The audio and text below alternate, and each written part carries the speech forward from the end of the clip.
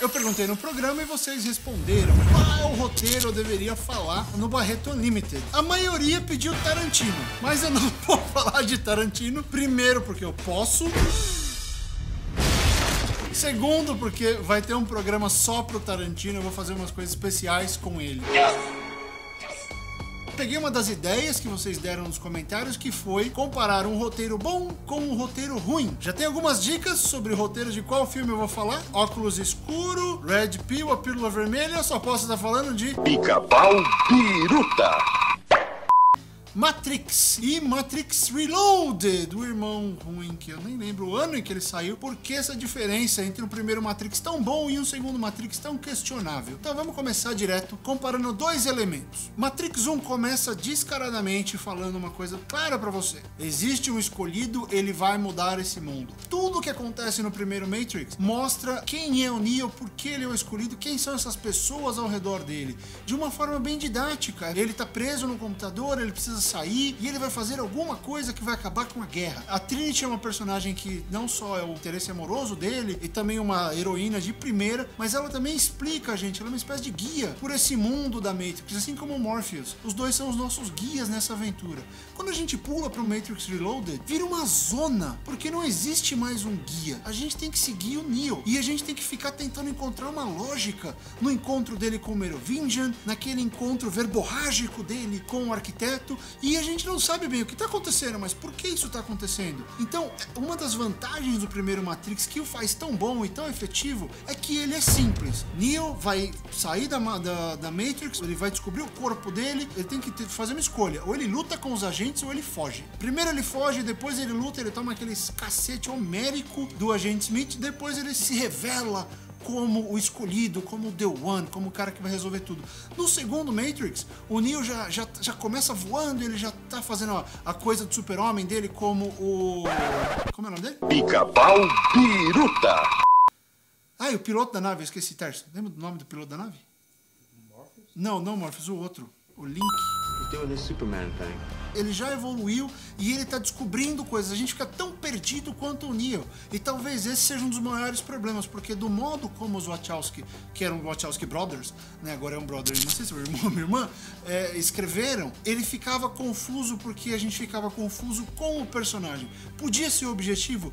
Podia, só que aí você pensa que o cinema tem que entregar, ele tem que te ajudar a compreender o que está acontecendo e não só ser extremamente provocativo, ele tem que te dar dicas, detalhes. Eu até gostei do Matrix Reloaded, mas se você comparar o Matrix com o Matrix Reloaded em termos de roteiro, o primeiro é muito mais fechado. Ele transformou o cinema com o bullet time, mas também com os personagens. Pode ter sido uma mescla de várias coisas da cultura pop, de artes marciais, que é a mesma coisa que o Tarantino, que vocês tanto gostam, faz. Ele mistura vários elementos num filme só. Então o Matrix era isso, o primeiro.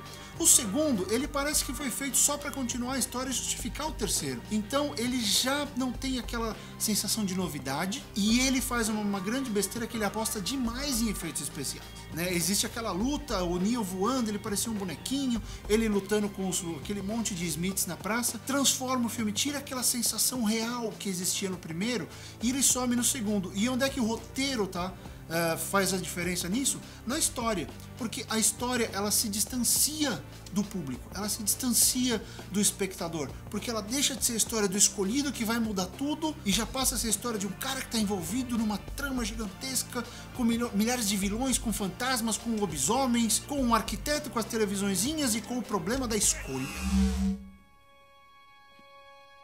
Choice.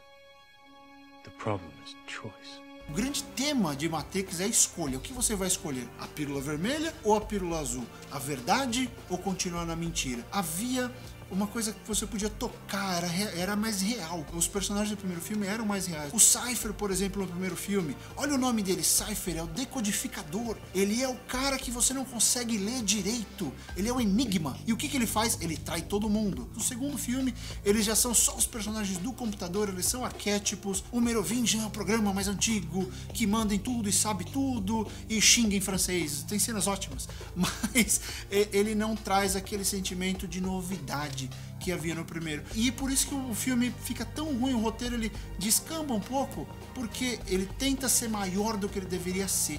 Ele tenta mostrar pro espectador que agora tudo é super complexo. E não é. O arquiteto, ele fala, e ele simplesmente diz, ó, existiram outros, você é só mais um, e você vai fazer o que eu tô mandando. Toda aquela enrolação é pra dizer isso. Bullshit.